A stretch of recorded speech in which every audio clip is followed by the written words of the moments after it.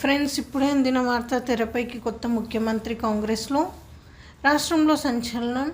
Lucky chance ఇచ్చిన CM Revanth అంటూ వార్తలు అయితే వస్తున్నాయి. దాని గురించి వీడియో చేయడం అనేది జరుగుతుంది. ఫ్రెండ్స్ దయచేసి సపోర్ట్ చేయండి, లైక్ చేసి షేర్ చేసి సబ్స్క్రైబ్ చేస్తూ.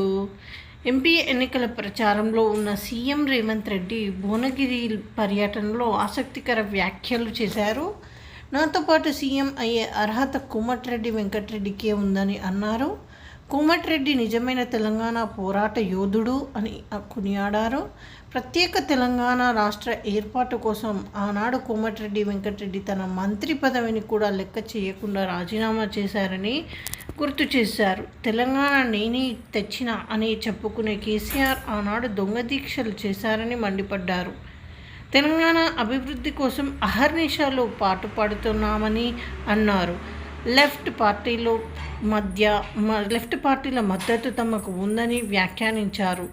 రానున్న లోక్సభ ఎన్నికల్లో తెలంగాణలోని అన్ని పార్లమెంట్ స్థానాల్లో కాంగ్రెస్ జెండా ఎగరబోతుందని ధీమా వ్యక్తం చేశారు. ఈ విధంగా వార్తలు అయితే వస్తున్నాయి. ఫ్రెండ్స్ దయచేసి మరిన్ని